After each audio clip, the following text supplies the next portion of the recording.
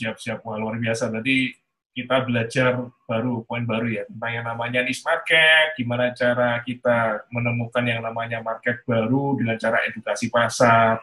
Lalu kalau misalnya dari Pak Hendri sendiri, kira-kira misalnya untuk entrepreneur muda yang ingin memulai usaha supaya seperti Pak Hendri, kira-kira apa Pak yang bisa poin-poin penting yang kira-kira bisa dibagikan buat mereka Pak?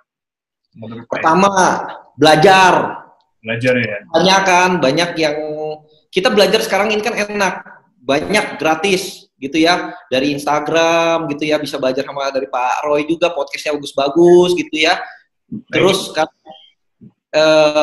sekarang pertama harus belajar, kedua memang harus terlibat di komunitas, memang komunitas yang punya mindset ya entrepreneur gitu loh Pak. Itu gampang mendukung kita. Ketiga, kalau kita mulai dari nol, belajarlah dari trading dulu. Karena itu paling cepat untuk kita mendapat capital gitu loh. Ya, yang resiko yang paling rendah katanya ya. Resiko paling rendah, benar. Ketika barang itu nggak laku, kita tinggal switch doang kan ke barang yang lebih ini gitu loh. Kalau di Bali kita gini, karena saya banyak ketemu Pak entrepreneur muda ya, yang banyak ke saya gitu, tanya gitu ya. Pak Hendri, ini saya usaha kenapa ya 2-3 tahun kok susah, belum bisa berhasil gitu ya. Karena saya lihat kebanyakan dari mereka. Jadi gini loh, kalau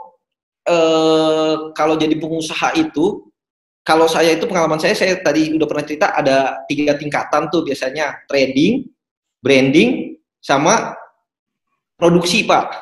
Trading, produksi. Ya, pertama kali itu trading Pak, yang tadi saya cerita. Kita fokus di satu sales. Nah, begitu kita udah selesai trading, kita naik kelas ke branding. Nah, dari branding, di branding ini aja kita udah bisa sukses. Jadi kalau kita sukses di branding, kita udah bisa sukses. Apalagi kalau kita bisa memproduksi apa yang kita jual. Gitu ya, itu lebih nilai tambah lagi gitu ya Pak. Nah, dari yang tadi saya bilang ada kesalahan tuh orang ada 2 biasa Pak dalam memulai usaha. Satu, dia udah mulai di trading Pak. Iya, mulainya bener ya, trading. Bener di trading. Cuma lagi-lagi dia nggak mau naik tingkat ke branding, atau dia nggak mau mau belajar lebih. Dalam arti gini, dia udah terlalu enak untuk branding gitu loh. Untuk trading, sorry. Jadi kayak misalnya saya contohin ya, saya dulu kan pernah buka toko di Tanah Abang ya. Jadi mereka itu yang di Tanah Abang itu, mereka rata-rata misalnya import gitu ya dari Cina. Kalau dulu 10 tahun, 15 tahun yang lalu, informasi itu nggak seperti sekarang Pak. Sekarang lebih terbuka. Mereka itu dengan trading aja udah cukup kenyang semua Pak gitu loh. Cuma lihat dari sekarang, kalau mereka nggak bisa berubah jadi branding atau nggak bisa menyesuaikan dengan keadaan sekarang, rata-rata trading dong mati Pak. Sudah gitu nyaman anggapannya Pak ya. Mereka tuh terlalu nyaman gitu loh. Mereka jadi dia udah karena terlalu nyaman nggak bisa bergerak lagi. Makanya itu sekarang banyak yang ngeluh, yang cuma ngeluh, aduh sekarang jualan baju sepi. Padahal dia nggak tahu banyak startup baju mereka branding sendiri itu ramenya minta ampun di media sosial, di marketplace gitu loh, ya kan? Nah ini yang dia salah, itu biasa. Dia udah bener masuknya di trading, tapi nggak mau terlalu asik, terlalu nyaman. Nggak mau naik gitu level ya. Ke level berikutnya. Benar, nggak mau naik ke level berikutnya, itu satu. Kedua, biasa entrepreneur muda ini idealisnya tinggi Pak, lulus dari universitas jurusannya bisnis. Wah, ilmunya banyak nih tentang bisnis nih, ya kan? Keluar dari bisnis langsung pengen punya suatu brand. Brand dia bikinnya, katakanlah gini lah, yang saya pernah ketemu, dia bikin brand sepatu. Wah, konsepnya bagus Pak, modelnya bagus, segala macam bagus, branding. Terus dia jalanin 3 tahun. Ternyata belum jadi apa-apa. Karena apa? Karena gini, memang pengetahuan basicnya dia punya, cuma kan pengalaman lapangannya dia belum punya. Jadi gini, dalam satu waktu dia harus memikirkan tiga aspek. Satu, dia harus belajar, dia harus mikirin tradingnya. Dalam arti dia belajar jualinnya. Iya, kebalik belajarnya ya. Harusnya trading dulu, baru branding. Ini langsung di branding. Kedua, di waktu yang sama dia belajar branding Pak. Habis itu dia di satu waktu dia belajar produksi juga. gitu loh. Ya gimana bisa jalan gitu, maksudnya bukan nggak bisa jalan ya Pak, kecuali gini, kamu punya modal yang sangat besar, mungkin dari keluarga atau apa punya modal yang memungkinkan gitu loh Pak. Sekarang gini, kalau saya punya brand baru, saya punya produk yang bagus, begitu saya jalanin tapi di satu waktu saya ngelakuin 3 hal sekaligus, saya rasa saya susah bersaing, karena gini loh, pada saat saya produksi, karena saya belum punya penjualan yang tetap, karena saya baru belajar untuk jualan, berarti saya punya cost produksi pasti lebih tinggi dibanding orang lain, gitu ya. Terus secara branding saya belum kuat, gitu loh. Makanya itu saya bilang, suka kasih input, kalau bisa, mulai dari trading dulu, gitu loh. Dari trading. Entry level ya.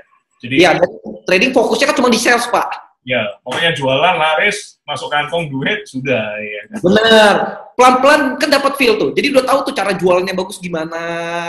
Terus udah tahu market, gitu ya.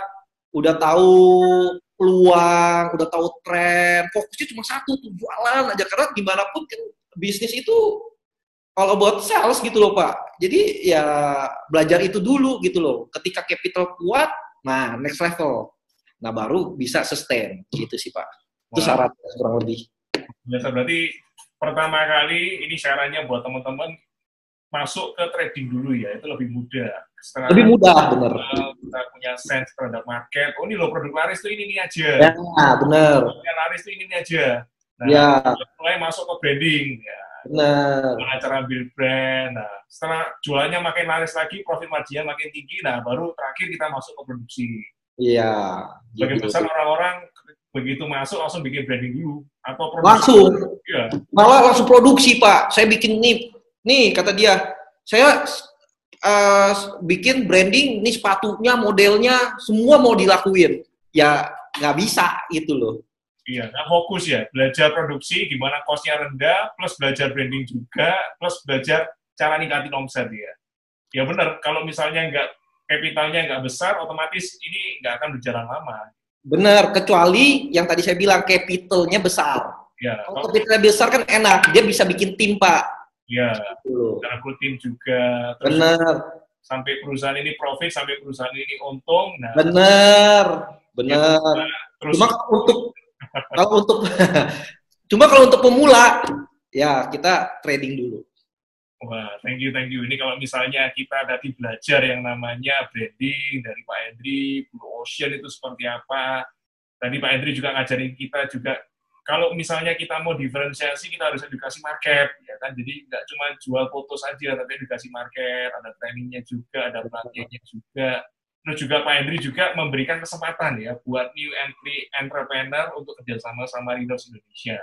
Dan juga pesan-pesan untuk entrepreneur muda, ini tadi saya catat, masuk ke trading dulu ya. Setelah trading, di sana kita punya tahu cara jualan, kita naik ke branding, dan terakhir baru produksi ya. Jangan terbalik urutannya. Ini udah dipatenin sama Pak Hendry ya. Trading dulu, branding, baru produksi. Jangan terbalik ya. Kalau terbalik itu ongkosnya dompet Anda ya. Benar, ongkosnya dompet Anda, benar. Nah, itu sepengalaman saya ya. Ya. Nah, ini terakhir Pak Hendry, kalau misalnya teman-teman ingin keep in touch ya dengan Pak Hendry atau dengan Rinos Indonesia, kira-kira ada website atau ada IG yang bisa dihubungi oleh teman-teman? Bisa di IG Rhino Indonesia. Rhino Indonesia, @Rhino Indonesia, itu Instagramnya ya. Kalau Rhino Indonesia, @Rhino Indonesia, RAINO Indonesia. Oke, siap. Nanti saya juga tulis di deskripsi. Dan untuk websitenya, Pak Hendry? Websitenya www.rhinoindonesia.com.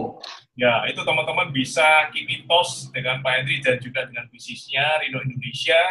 Dan saya berterima kasih sekali Pak Hendry mau sharing di Digipreneur Podcast, memberikan masukan buat teman-teman Digipreneur, buat teman-teman UKM untuk bisa naik level ya, gak cuma untuk jualan aja, tapi juga bisa meningkat ke branding ya kan, dan terakhir, level yang terakhir adalah produksi. Nah, thank you buat Pak Hendry, buat waktunya, Terima kasih. Next time kita bisa ngobrol-ngobrol. Sukses selalu. Salam DigiPren.